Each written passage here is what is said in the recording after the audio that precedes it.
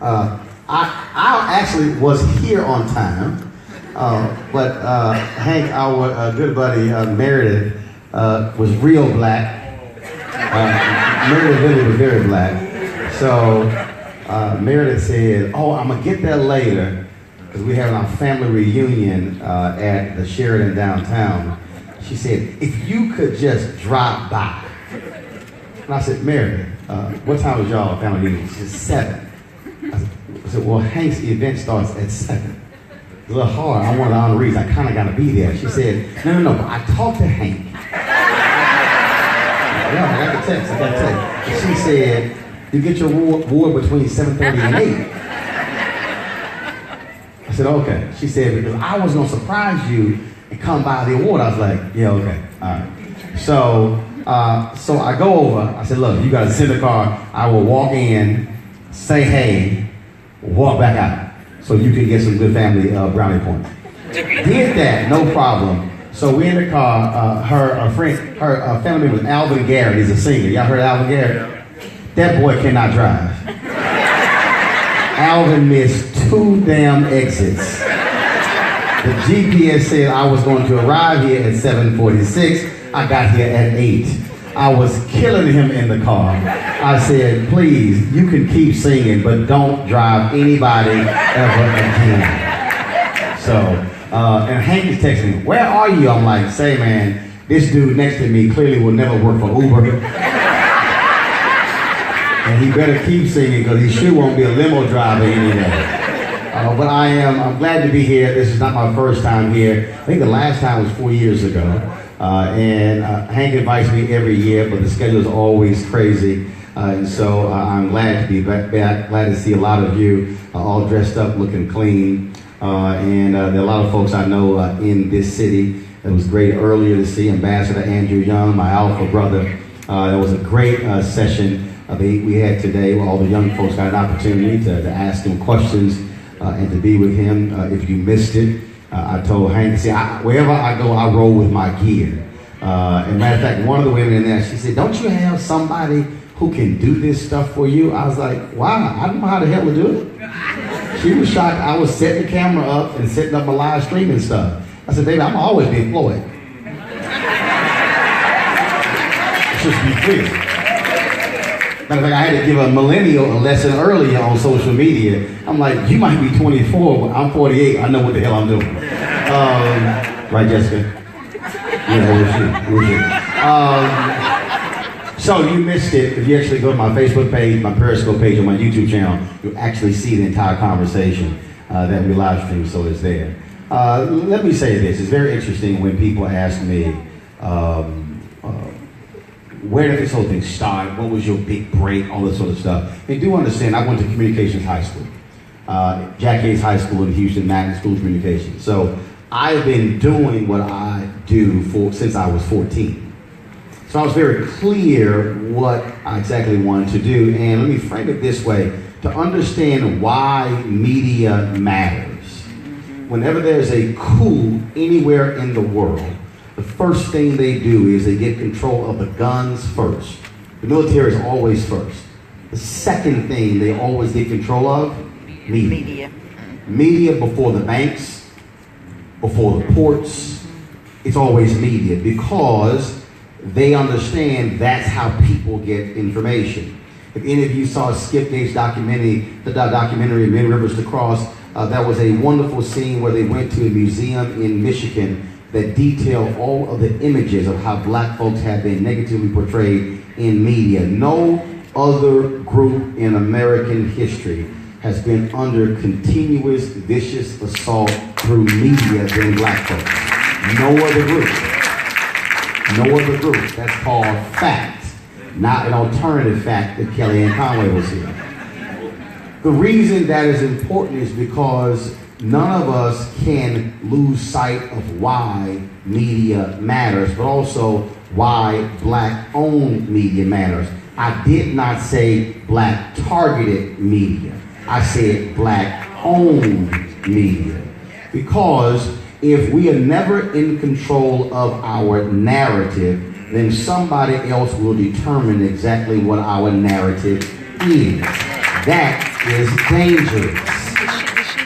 And I need you to understand, I spoke to Wilberforce University, their national alumni on Thursday, and what is happening with black media, if you look at it in terms of the black institutions, black colleges, black schools, black banks, black media, the exact same thing is happening. They are virtually disappearing, and we are in a position where we will not control our narrative. A lot of us were excited to see black folks when I was on CNN and MSNBC, and then I had black folks who say, well, man, I love seeing you on CNN. I said, hold, slow down. First of all, I was with TV1 before I was with CNN. TV1 paid me before CNN. And then when I was at CNN, the president of CNN US, John Klein, asked me, he said, when are you going to be done with this Tom Jones stuff and TV1 and all this other stuff and just focus on us? I said, well, first, when are you going to give me a 5-day-a-week show? I said, then I might consider it. 2010, John Klein gets fired. 2013, new CEO comes in and they don't renew the contract that I had there. 2017, I'm still with Tom Joyner, still with TV1, still at my company. Why am I saying that? Because black folks are going to have to come to the conclusion that what is black is not secondary. What is black is not less than. I've run 3 black newspapers, a black website. I was the first editor of BlackAmericaWeb.com. Was a news editor at Savoy Magazine. The reason I'm saying all of that is because I've always believed black folks deserve A-level talent. I don't believe that black-owned media means you can't work somewhere else. That is important because as long as we give someone else the power to do our interviews and to do our story and to tell our narrative, we will lose. You're sitting here with Reverend earlier, Ambassador Andrew Young, Reverend C.T. Vivian is sitting here. He will tell you, were it not for black media positioning the black freedom movement, some of y'all need to go check, because some of y'all grew up saying civil rights movement. No, it was the black freedom movement for a reason. If it were not for black media, the New York Times and Newsweek and Time would not have shown up. Dr. King was writing a column in Jet in Ebony. It was black folks on radio who were telling the story. Those things were happening. Next year, we celebrate the 50th anniversary of the Kerner Commission report, which said there were 2 Americas, 1 white, 1 black, that was done out of the riots after 1967. That report said one of the reasons why we had the riots was because of the lack of diversity in media. I'm laying all of this out for you because what we are seeing is we are seeing the destruction of black-owned media across this country. Ebony has been brought to its knees because of financial situation. Black newspapers are withering on the vine. You are seeing there's no news show on BET. They're not black-owned. Essence is now on the block with Time Inc. They might be bought by African-American investors. We don't know. I'm saying that is because it should make no sense in 2017 that we literally are going backwards when it comes to owning our images as opposed to moving forward. Now, why am I saying that? Because I have the only black-owned, the only black-targeted television show, news show in the country. And there are black folks who literally have said to me, when are you going to get a real show? I said, well, I'm on every day. And the brother said, no, man, I mean like a real show, like on CNN or MSNBC and Fox. And I said, well, bro, let me help you out. When Lester Holt comes to DC to do his show, he literally sits in the exact same chair I sit in, the same monitors, the same walls. In fact, there's a table right on the left side. It's a glass table. There's a bristle brush and a mirror below. Brian Williams didn't use a bristle brush, different hair texture. This brother actually thought that my show was less than because it was on a black network. Now, I'm going to give you 2 examples before I take my seat to understand why our stories matter. So I invited somebody here tonight because she don't get out much because she's always stuck in the laboratory looking through microscopes. So she was on my show. I didn't know what the hell she was talking about. If y'all actually go back and look at the video, this is me going, I don't know what the hell she's talking about. I got you. I have no idea. And so Dr. Hadar Nicole Green was on my show on TV One. And so when she launched her initiative, she's trying to raise $30 million for cancer research because, and again, I don't know what she's talking about, but she has come up with a technology to be able to shrink cancer tumors literally down to the size of a pebble or smaller. Now, again, not well known. Why am I saying that? Because CNN or MSNBC or ABC or CBS would have never put her on. They would have only put her on had somebody else validated her and then said, okay, now she's big enough to come on. But my show, and I determine who comes on, so she came on. Let me say that again. I determine who comes on. Don Lemon don't determine who comes on his show.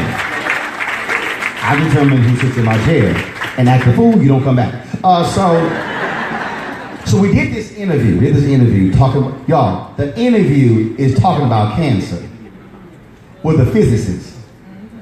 Not necessarily on y'all list of what I really want to talk about, but to understand what happened. So last year she got an award at Congressional Black Caucus. I'm sitting in the audience, and she said, y'all, my award. She said, thank you so much. And she said, the video that I did, my interview with Roland Martin, she said, I want to thank him.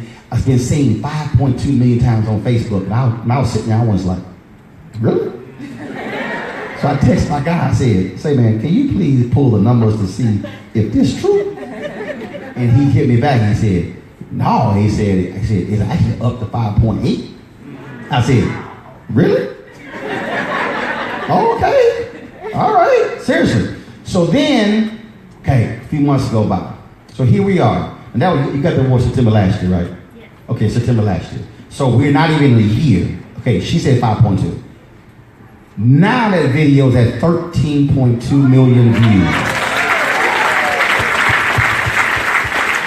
Out of all of the videos I've done, even when I checked Wendy Williams, when I checked Bill O'Reilly and Colin Kaepernick, when I checked the white supremacists, I do lots of checking. 13.1 million views. Why am I telling you all of this? Because were it not for a black network, with a black host, with a show targeting black folks, would a HBCU graduate doing cancer research, working at a Morehouse School of Medicine, would have been able to come to tell the story. And so this is why I do what I do. I appreciate the 6 years on CNN and being on ABC. But I long ago committed to being in black media because I would much prefer to be able to create something that literally is empowering our people and changing lives than just be on somebody else's show. But this is what you have to do. You have to decide that you're going to watch. Because people say, we need more of what you have. I said, no, baby, you got to watch one and be successful before you get two. Because you got to watch, you got to record it, you got to tell your friends. You've also say, look, if you got Dish Network, call them and say, why the hell y'all not carrying TV One? Because we want to see the show. Because if this show is not on the air, that means that folks like her, that means that individuals who you now see on CNN as contributors who first got on the television on TV One, when you see Angela Rye and David Swirlick and Paris Denard and Shermichael Singleton, they all were on TV One first. So without black platforms, you're not going to see them anywhere else. We will rule the day when we no longer have control of our image. And this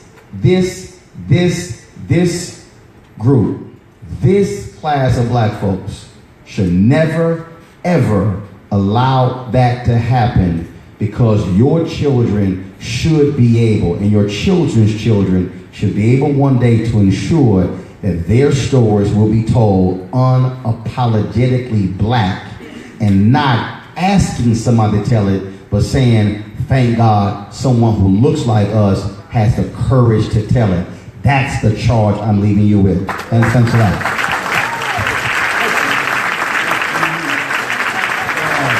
Y'all give Roland Martin another round.